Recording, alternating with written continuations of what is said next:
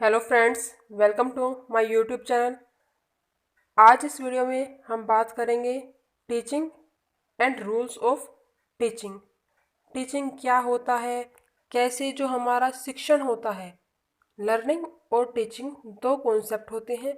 उनमें से लर्निंग होता है कुछ सीखना और टीचिंग होता है कुछ पढ़ाना। कैसे पढ़ाना है, कौन कौन से जो शिक्षण का तरीका है वो क्या होना चाहिए।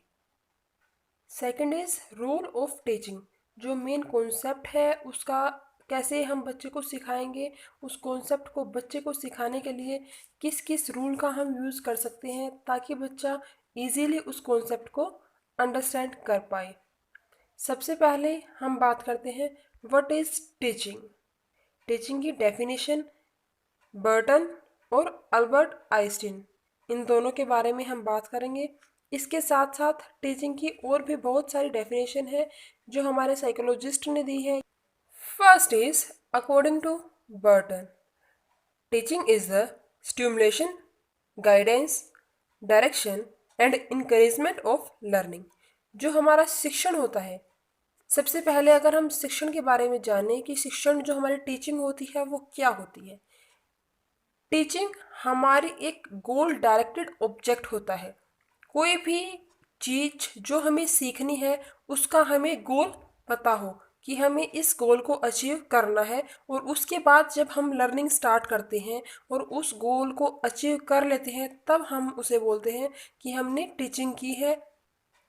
विदाउट एम अगर हम किसी चीज़ को सीखते हैं तो वो बस लर्निंग में आती है, लेकिन जब हम एम को स्पेसिफाई करके कुछ सीखते हैं तो वो हमारी टीचिंग में आती है। इसमें बात की गई है स्टिमुलेशन, कोई हमारा ऑब्जेक्ट होना चाहिए। गाइडेंस, ऑब्जेक्ट होने के बाद हमें गाइडेंस, हमें कोई ना कोई ऐसा व्यक्ति चाहिए जो हमें गाइड कर पाए, जो हमें रास्ता दिखाए कि हमें कैसे काम करना है। थर्ड स्टेप है इसका डायरेक्शन, कि जो हमारी डायरेक्शन है हमें किस टाइप के डायरेक्शन यूज़ करने चाहिए, कौन सा जो ऑब्जेक्ट है उसे हम अच्छे से अचीव करने के लिए कौन से रूल को अप्लाई करके अच्छे से अचीव कर लेते हैं। और last is encouragement of learning, जो इंकरेजमेंट, जो हमारा साहस होता है, जो हमारे करने की जो इच्छा होती है, उस काम को करने के लिए जो हम अटेम्प्ट करते हैं वो हमारी इंक्रीजमेंट में आती है कि हम उस काम को करने के लिए कितने एक्टिवली मोटिवेट हैं। Next is according to Albert Einstein, इन्होंने क्या बोला था कि जो टीचिंग है वो क्या है। The supreme art of teaching is the awaken joy in create expression and knowledge. जो टीचिंग है वो सुप्रीम आर्ट है, जो हमारी कला होती है, जो किसी को सिखाना है वो सबसे ऊपर बताया है कि अगर हम किसी को कुछ सिखा रहे हैं तो वहाँ हमारी हायर एबिलिटी यूज़ होती है। और वो हमें कैसे सिखाना चाहिए, जॉय इन क्रिएटिव एक्सप्रेशन, जो क्रिएटिविटी के साथ सिखाना चाहिए। ये नहीं कि बच्चों को कॉपी पेन पेंसिल दे दी और डायरेक्ट सिखा दिया, नहीं। बच्चों को हम एग्जाम्पल के थ्रू या कॉन्क्रीट फॉर्म में इसके साथ साथ कुछ डायरेक्ट ऑब्जेक्ट उन्हें दिखाना चाहिए ताकि वो उस चीज़ को रिकॉल कर पाए और अच्छे से अंडरस्टैंड कर पाए। और इसके साथ साथ जब वो नॉलेज को कनेक्ट करके सीखता है तो वो उसकी लॉन्ग टर्म मेमोरी में ऐड हो जाती है। इसके साथ साथ जॉन डेवी ने हमें एक कॉन्सेप्ट दिया था टीचिंग को लेके कि जो टीचिंग है वो ट्राइपोलर है। ट्राइपोलर से मतलब है कि टीचिंग में तीन मेन पोल होते हैं। First pole is student, second is teacher and third is curriculum. जो टीचर हैं वो पढ़ाते हैं, अब वो पढ़ा रहे हैं, उससे पढ़ाने के लिए किसी न किसी स्टूडेंट की भी आवश्यकता होगी, तभी तो वो उनका पढ़ाना है वो यूटिलाइज होगा। अदरवाइज वो दीवारों को थोड़ी ना पढ़ाएंगे, पढ़ाएंगे तो किसी स्टूडेंट को होंगे। वो स्टूडेंट बड़ा भी हो सकता है छोटा भी, कैसा कोई भी एज ग्रुप हो, स्टूडेंट स्टूडेंट होता है। लास्ट है करिकुलम, जो करिकुलम है जो वो उस बच्चे को पढ़ाने जा रहे हैं टीचर, उसके लिए उस ऑब्जेक्ट का कुछ ना कुछ सिलेबस होता होगा, कुछ करिकुलम होता होगा जिसके थ्रू वो बच्चे को उसके गोल को अचीव करने में हेल्प करता है। अब बात करते हैं कि टीचिंग के रूल्स कौन से होते हैं। अब जो मेनली रूल्स हैं वो हमने यहाँ बताए हैं। First is known to unknown, जो हम जाएंगे टीचिंग में known to unknown. Second is easy to complex. Third is specific to journal. Fourth is concrete to abstract. Fifth is whole to partial. Sixth is unsure to sure. Seventh is analytic to synthesis. And last is psychological to logical. ये main rules हैं teaching के, जिनके through हम बच्चे को पढ़ाते हैं। अब ये वैरी करता है कि हम किस एज ग्रुप के बच्चे को पढ़ा रहे हैं। अगर हम हायर एजुकेशन में बच्चे को पढ़ाते हैं तो वहाँ हम बच्चे को जर्नलाइजेशन करना सिखाते हैं, उसको एनालिटिक करना सिखाते हैं, सिंथेसिस करना सिखाते हैं, उसको लॉजिकल कॉन्सेप्ट देते हैं। लेकिन अगर उसी टाइप में अगर हम किसी छोटे बच्चे को कोई कॉन्सेप्ट सिखाना है तो हम उसे इजी मेथड से सिखाएंगे ताकि वो उसमें अपना इंटरेस्ट क्रिएट कर पाए और अच्छे से उस चीज़ को सीख पाए। इसके साथ साथ हम बच्चे को कुछ कॉन्क्रीट ऑब्जेक्ट देंगे, क्योंकि कॉन्क्रीट ऑब्जेक्ट को देखने के बाद वो अच्छे से उस चीज़ को रिकॉल और रिकॉग्नाइज कर लेता है कि इस कॉन्सेप्ट में क्या बताया गया है। So let's start our teaching rules. First is known to unknown. सबसे पहले इस टीचिंग रूल में बताया गया है कि जो टीचर है उसे क्लास में जाके बच्चे की नॉलेज को चेक करना होता है कि बच्चे को जो पढ़ाने जा रहा है उससे प्री नॉलेज उसको क्लियर है या नहीं है। जैसे अगर हम बच्चे को कोई एडिशन का सम देते हैं तो क्या बच्चे काउंटिंग अच्छे से कर लेते हैं, उन्हें काउंटिंग आती है प्रॉपरली, तो वो चीज़ हम चेक करेंगे। टीचर उस चीज़ को चेक करेगा कि जिस लेवल को हम सिखा रहे हैं उससे पहले वाला लेवल बच्चे को आता है या नहीं आता। जैसे यदि कोई टीचर बच्चे को टाइप्स ऑफ नाउन सिखाने जा रहा है तो पहले टीचर ये चेक करेगा कि बच्चे को नाउन का पता है कि नाउन होते क्या है, क्योंकि अगर बच्चे को नाउन की डेफिनेशन ही नहीं पता होगी तो उसके टाइप्स बताने का कोई लॉजिक नहीं होता। इसीलिए ये रूल मेनली हायर या नॉर्मल हर क्लास में चेक किया जाता है, जहाँ बच्चे को ये देखा जाता है कि उसे उस कॉन्सेप्ट से रिलेटेड प्री नॉलेज है या नहीं है। Second is easy to complex. सबसे पहले टीचर को जो बच्चे होते हैं उन्हें इजी कॉन्सेप्ट को सिखाना चाहिए, क्यों। Second is easy to complex. सबसे पहले टीचर्स को बच्चे जो होते हैं उन्हें इजी कॉन्सेप्ट सिखाना चाहिए, क्योंकि अगर टीचर स्टार्टिंग में ही बच्चे को कोई हार्ड चैप्टर सिखा देगा जो उस बच्चे को समझ में ही नहीं आएगा तो उससे कोई फ़ायदा नहीं होगा। इसीलिए step by step move on करना चाहिए। सबसे पहले बच्चे को इजी कॉन्सेप्ट, उसके बाद थोड़ा हायर लेवल करना चाहिए, उसके बाद हायर, इस तरीके से चलना चाहिए कि बच्चे को उसकी जो बेसिक नॉलेज है वो क्लियर हो जाए।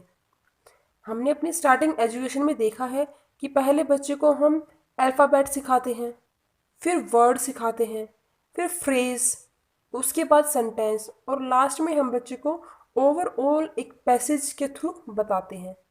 क्योंकि अगर बच्चा किसी वर्ड को ही अच्छे से प्रॉपरली ना डील कर पाए तो फिर उसे सेंटेंस बताने का कोई फ़ायदा नहीं है। इसीलिए सबसे पहले हर टीचिंग स्ट्रेटजी में बच्चे को पहले इजी कॉन्सेप्ट सिखाना चाहिए और उसके बाद कॉम्प्लेक्स। कॉम्प्लेक्स होता है कुछ जटिल चीज़, तो पहले इजी देन कॉम्प्लेक्स, ऐसे बच्चे को सिखाना चाहिए। Third is specific to general. सबसे पहले जो बच्चे होते हैं स्पेसिफिक होता है कुछ विशिष्ट और जर्नल होता है सामान्य।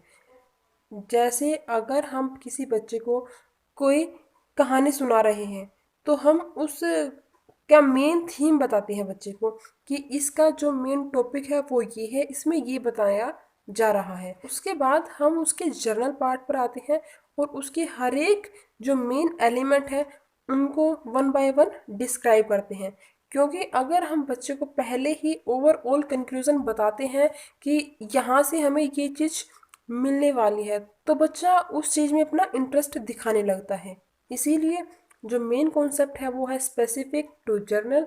ये teaching rule mainly higher education में भी यूज़ होता है, क्योंकि बच्चा इसमें इंटरेस्ट क्रिएट करता है, क्योंकि उन्हें पता होता है कि यहाँ से हमें ये चीज़ कुछ नया सीखने को मिलेगा।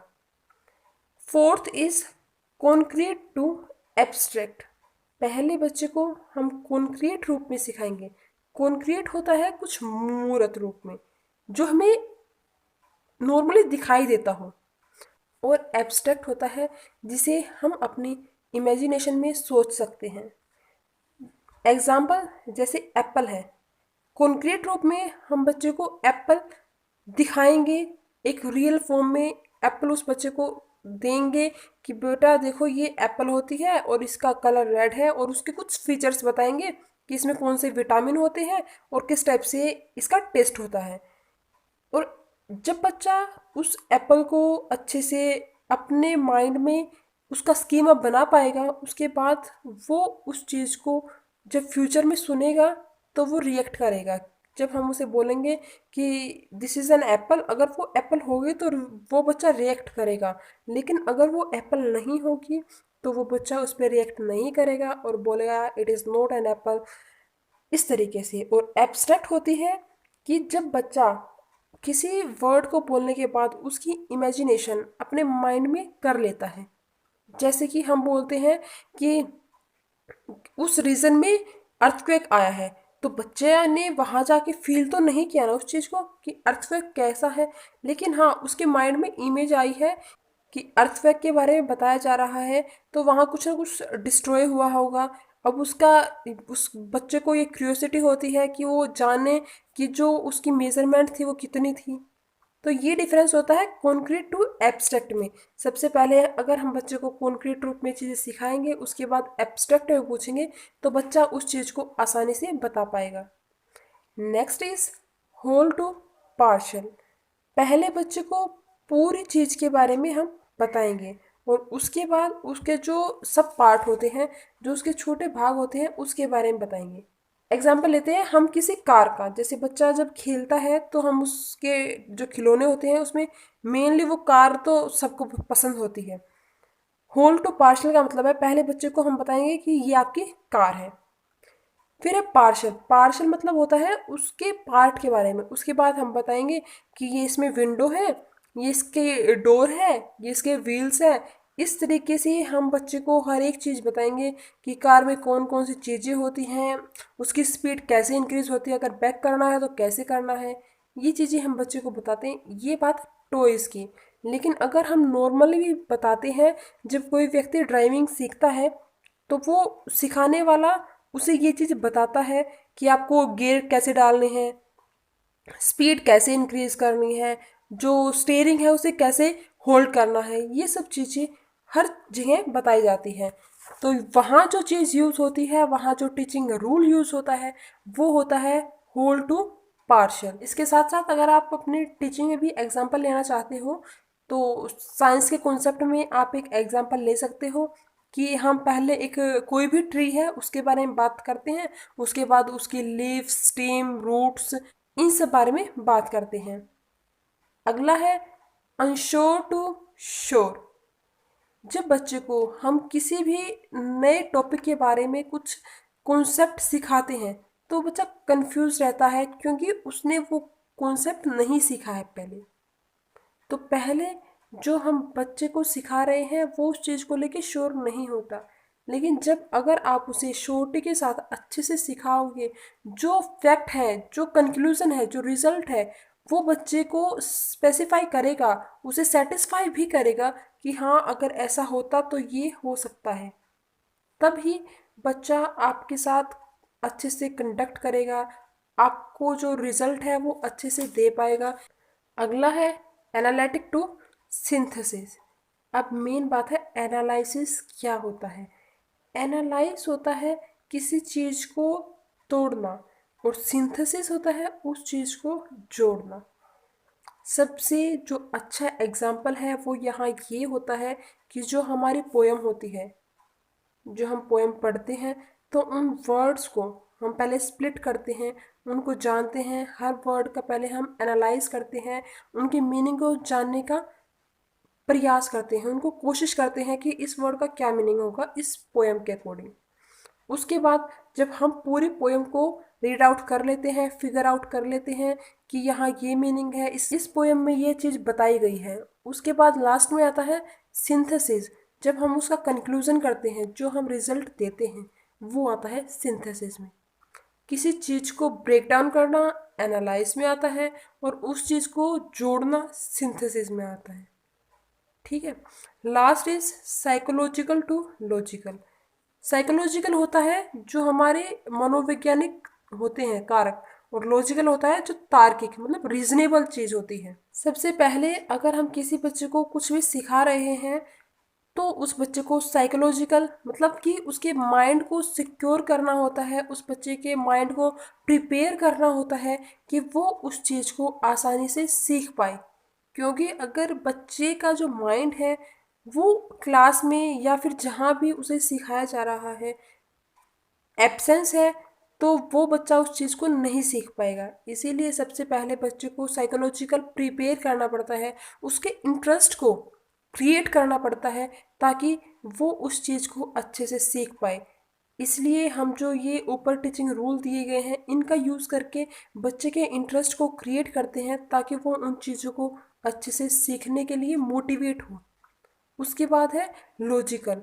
अगर वो उन चीज़ों को सीखने के लिए मोटिवेट है तो वो उस चीज़ को अच्छे से करेगा, लॉजिकली करेगा, क्योंकि वो इनर मोटिवेटेड है, वो कुछ सीखना चाहता है। इसीलिए ये मेन कॉन्सेप्ट है साइकोलॉजिकल टू लॉजिकल।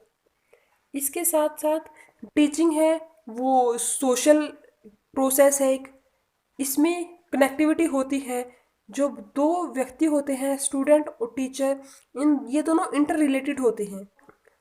इसके साथ साथ it is an developmental process. ये डेवलपमेंटल प्रोसेस है जो मेन कॉन्सेप्ट है इसका वो है इट इज़ आर्ट। जो टीचिंग है वो एक कला है, हर कोई किसी को नहीं पढ़ा सकता। अगर किसी व्यक्ति को अच्छे से नॉलेज है लेकिन वो उस चीज़ को एक्सप्लेन नहीं कर पा रहा तो वहाँ भी इस चीज़ की कमी हो जाती है, क्योंकि बच्चे उसमें इंटरेस्ट नहीं दिखाएंगे। लेकिन अगर आप उस चीज़ को अच्छे से एक्सप्लेन कर रहे हो, सामने वाला उसे समझ रहा है, तो टीचिंग एक आर्ट है। और ट्राइपोलर मैंने पहले भी बताया था कि जो जॉन डेवी है उन्होंने बोला था कि ट्राइपोलर है टीचिंग। इस ट्राइपोलर में टीचर, स्टूडेंट और करिकुलम ये तीनों कॉन्सेप्ट इंक्लूड होते हैं। सो आज की वीडियो में बस इतना ही। अगर आपको ये वीडियो पसंद आई हो तो प्लीज़ इसे लाइक कीजिए, शेयर कीजिए and hit the subscribe button.